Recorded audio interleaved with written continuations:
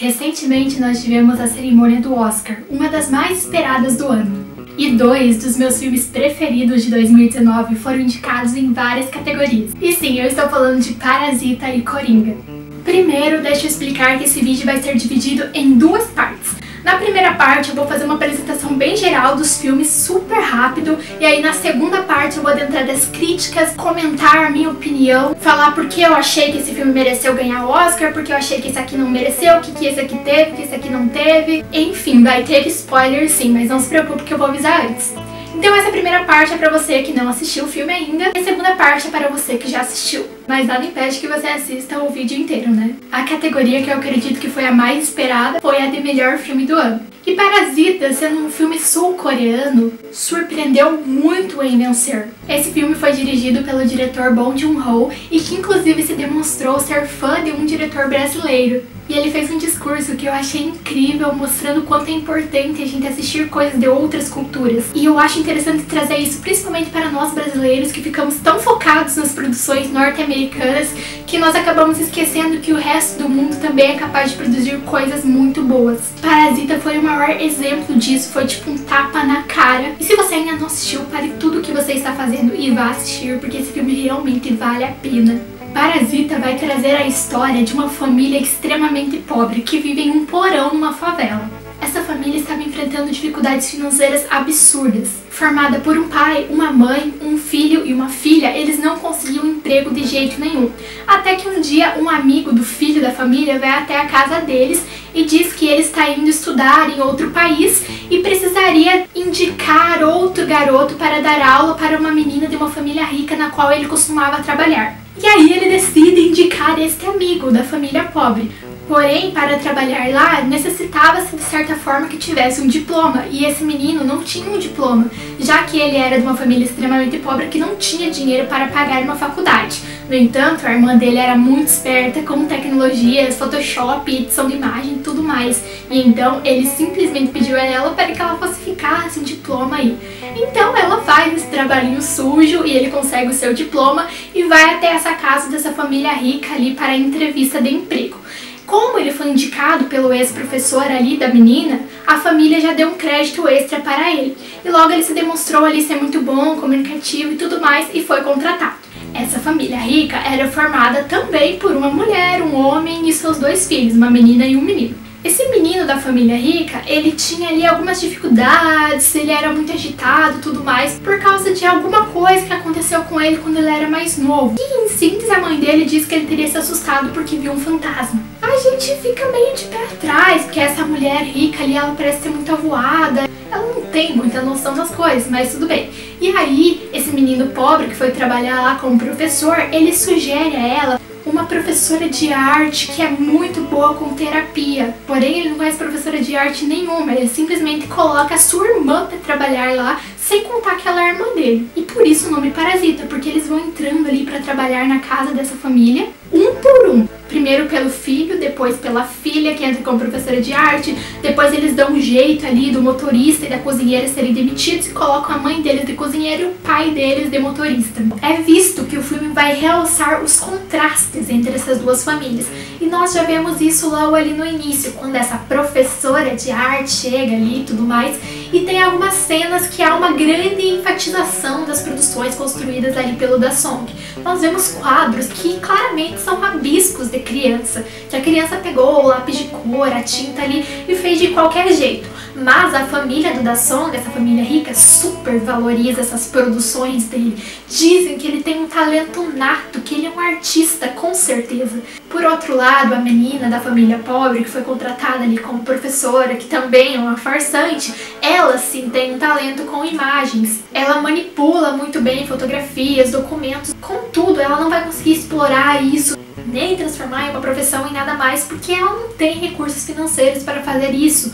Tanto que, se vocês lembrarem, lá na cena quando eles vão falsificar o diploma do menino, eles não fazem isso em casa, porque eles não têm os recursos, a tecnologia ali em casa. Eles vão para uma espécie de lan house fazer. E aí nós já vemos uma crítica, enquanto um lado tem o talento, tem o conhecimento, ele não consegue ir para frente porque ele não tem o dinheiro. E por outro lado, às vezes uma coisa mínima, um trabalho que nem é tão glorioso assim, tem toda uma valorização porque vem de alguém que já tem uma família com uma notoriedade, com recursos.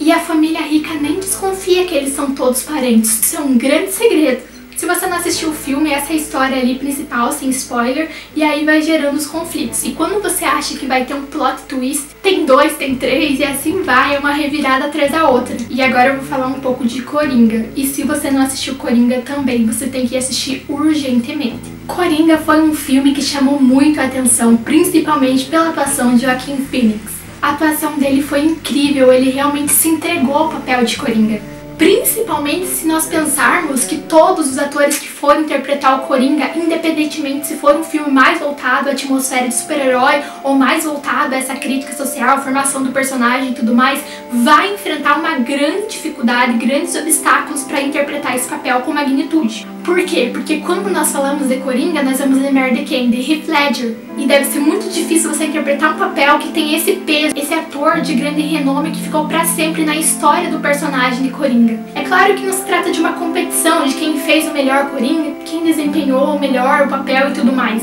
Afinal, cada filme vai ter a sua atmosfera diferente, o ator vai ter o seu estilo diferente, mas o público compara, é inevitável. Você assiste o filme atual do Coringa lembrando de todos os filmes anteriores do Coringa que você assistiu.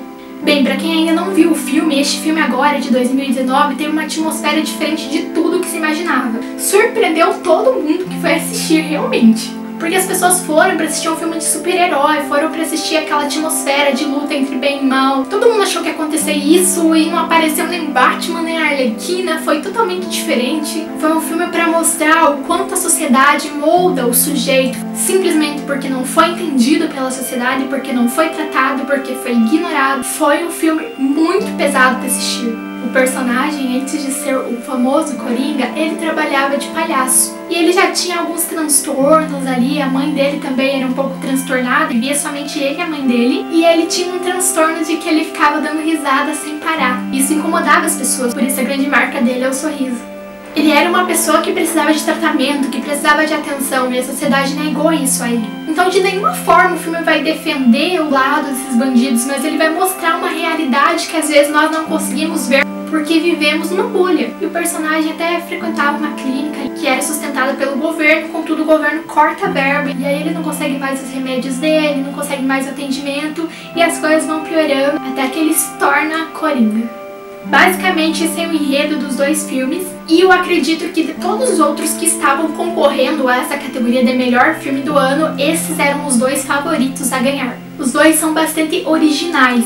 A história de Parasita é totalmente inusitada. Eu não lembro de ter visto uma história parecida com ela. E Coringa, então, eu acho que nesse quesito é ainda mais original, porque apesar de nós temos vários filmes do Coringa, diferentes épocas, diferentes diretores, atores, esse conseguiu ser muito diferente de todos os outros. Eu concordei demais com a maneira como foi conduzido, Joaquin Phoenix ganhando o prêmio de melhor ator e Parasita de melhor filme. Por quê? Porque se me perguntarem qual foi a coisa mais relevante de cada filme, de Coringa eu vou responder que foi com certeza a atuação do Joaquin Phoenix, que foi essencial para o filme. E de Parasita, se a gente pensar, a atuação de todos os atores foram incríveis. Foi todo um conjunto de cenas bem elaboradas, de mistura de humor, drama, e até mesmo um pouquinho ar de suspense, terror ali. O destaque que esses dois filmes fizeram faz com que nós repensemos um pouco a arte. A gente entenda que a arte pode ser engajada de uma forma muito legal, que ela pode debater questões sociais sem ser maçante, que ela pode nos mostrar um universo além da bolha que nós vivemos. E aí nós vemos que a cultura tem um papel muito grande na nossa formação enquanto cidadão. Eu acho que esqueci de mencionar quem era o diretor do Coringa, mas era o Todd Phillips, este carinha aqui,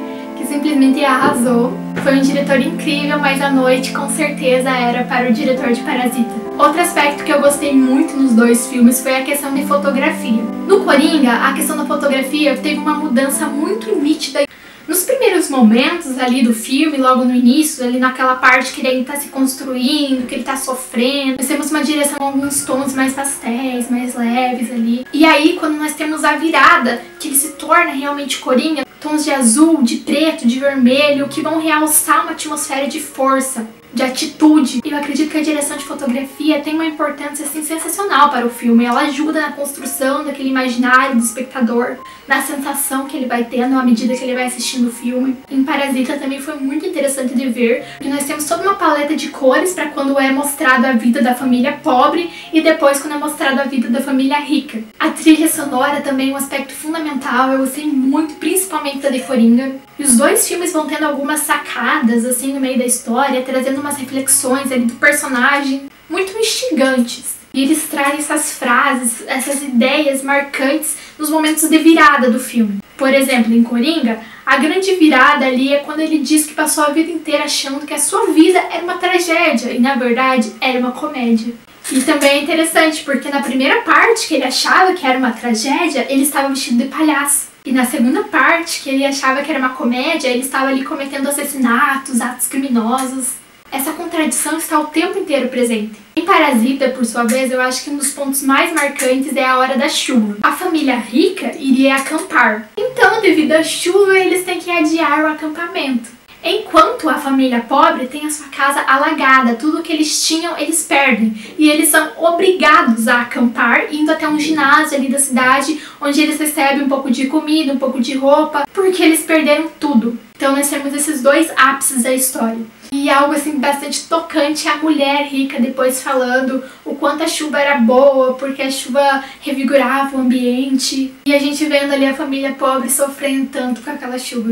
Outra coisa que eu notei em Parasita é a questão do som. Por exemplo, quando nós estamos ali vendo a família mais pobre na casa deles, ali que é aquele porão, nós temos um som que é de certa forma abafado, fraco. E juntamente a questão da fotografia que eu já comentei, todo o cenário muda, toda a nossa sensação diante daquela cena é mudada. E em contrapartida, quando as cenas são dentro da casa da família rica, que é muito grande, tem um som que forma uma forma de eco ali, porque os espaços são gigantescos. E novamente esse som de eco junto com uma tonalidade de cores mais limpas, tipo azul, branco, também muda o que nós sentimos ao assistir.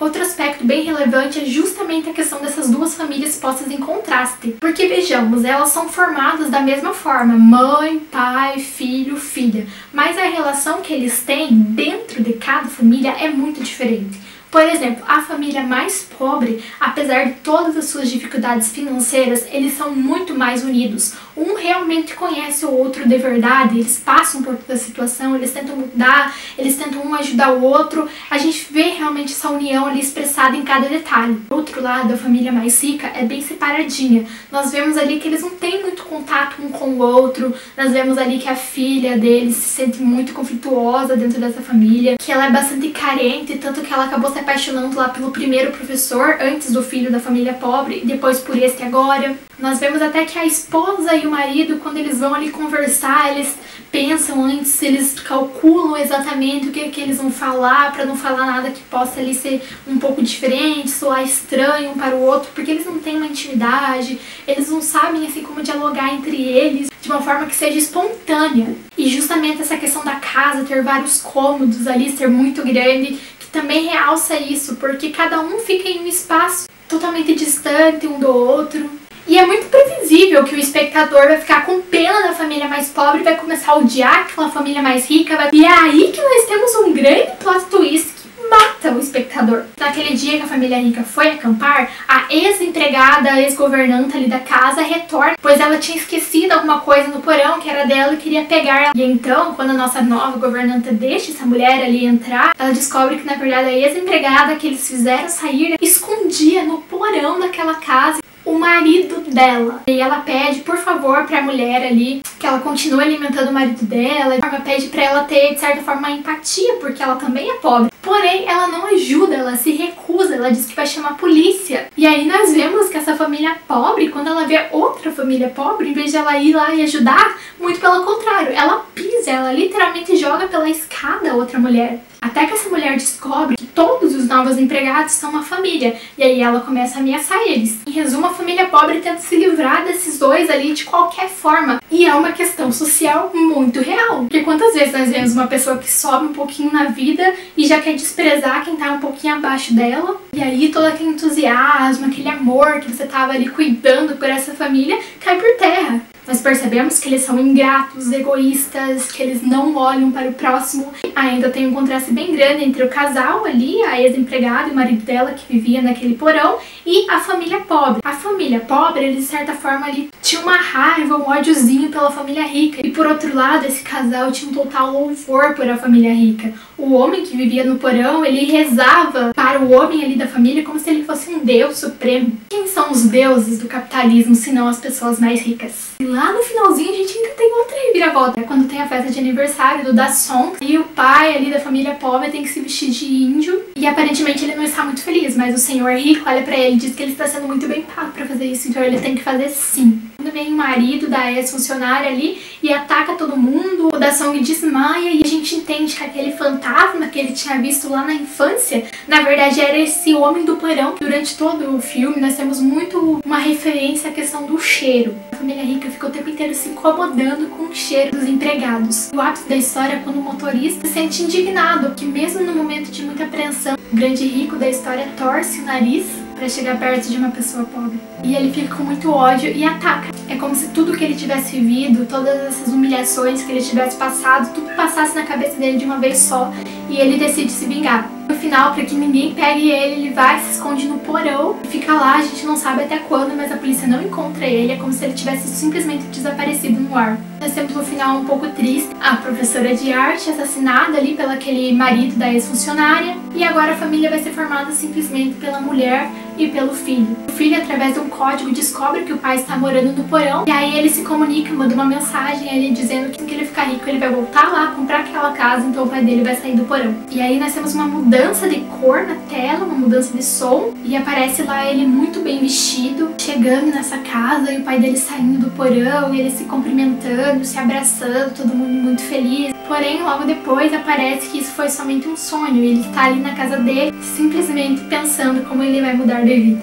E esse final eu acredito que não poderia ter sido melhor, porque na verdade ele mostra a realidade, que não é possível assim, que ele vá comprar aquela casa, que ele vá se tornar milionário. É claro que não é totalmente impossível, mas não vai acontecer. Então, enquanto o Parasita focou muito mais ali na questão da família, na relação dela com o mundo, Coringa vai ser um filme que vai focar em um personagem, que vai fazer uma análise profunda desse sujeito. Então Coringa é um filme muito introspectivo, nós vamos realmente entrar dentro da mente desse personagem. Eu acredito que trazer essa história desde o início dele até o auge foi algo muito arriscado, porque poderia ser que tanto o público amasse quanto odiasse, porque cada pessoa, após todos esses anos de vários filmes e quadrinhos sobre o Coringa, construiu na sua mente, ainda que inconscientemente, essa história do Coringa, de como ele chegaria até lá. Então poderia haver tanto uma questão de reconhecimento da história, como de total desidentificação. Logo após o lançamento de Coringa, o filme foi muito criticado. Por quê? Porque várias pessoas saíram dizendo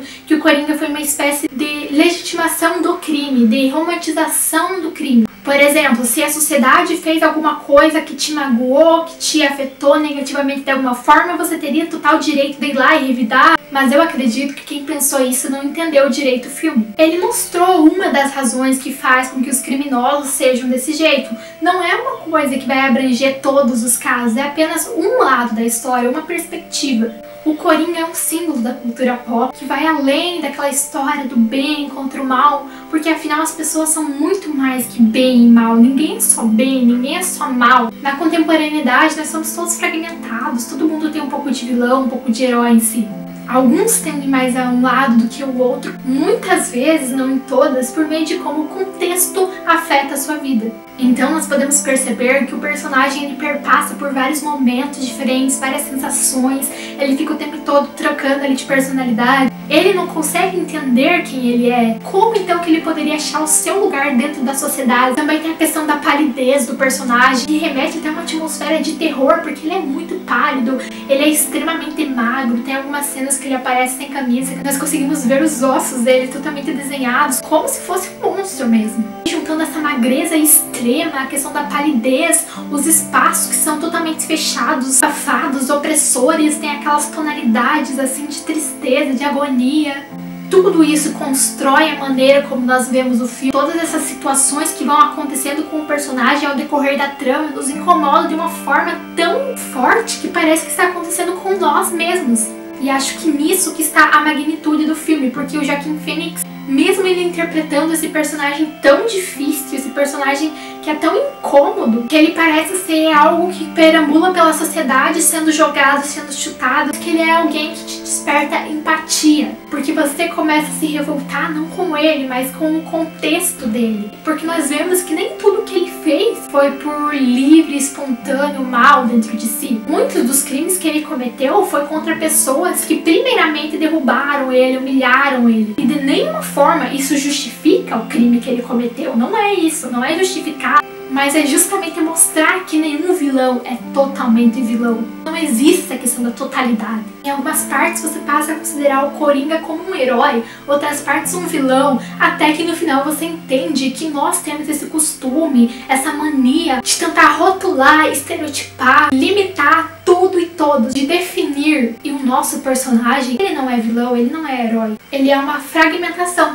Então, gente, Coringa não é um filme tóxico, porque em nenhum momento ele diz que o Coringa é um exemplo a ser seguido. Ele justamente quebra esse paradigma de idealizar super-heróis e odiar o vilão. Várias cenas que acontecem ao decorrer do filme nos deixam bastante confusos, porque há alguns momentos ali que nós não sabemos se aconteceram ou se o personagem está imaginando, e nós estamos tão dentro da mente dele, dentro desse filme, que nós ficamos confusos. O que realmente nos diz ali se é verdade ou não são as tonalidades das cenas, que geralmente quando é um sonho elas são mais opacas. Uma das grandes questões do filme entra justamente nisso, porque nós vemos claramente o exemplo de todo aquele romance, aqueles encontros que ele teria tido com aquela mulher ali do prédio dele. Na verdade, apenas um sonho, algo que ele criou na cabeça dele, não existiu, não aconteceu. Aí lá nas cenas finais tem todo aquele alvoroço que acontece ali na rua, quando algumas pessoas param o carro da polícia que ele está dentro para salvar ele e se rebelam contra a sociedade, tendo ele como um exemplo. Ali a questão na nossa cabeça, será que isso tudo aconteceu ou não? Mas eu acredito que aconteceu, até pela questão da morte ali dos pais do Bruce Wayne. Eu fiquei um pouco desapontada, porque eu acho que se o Coringa fosse irmão do Bruce Wayne, como realmente deu a entender ali no início do filme, mas depois foi jogado para baixo ali, talvez teria sido mais legal. Já que depois a gente sabe que vai ter toda uma história entre Batman e Coringa, também penso que seria mais interessante se quem tivesse assassinado os pais ali do Batman fosse o Coringa e não alguém ali bem aleatório. Foram dois pontos ali que me incomodaram, não tiveram tanto sentido, mas no geral eu gostei muito do filme. E é isso, gente. Sei que esse vídeo com certeza ficou muito longo, mas espero que vocês assistam. Quem gostou, quem assistiu até o final, pelo amor de Deus, espero que alguém tenha assistido. Curta este vídeo. Se ainda não é inscrito aqui no canal, se inscreva, ative as notificações, deixe seu comentário.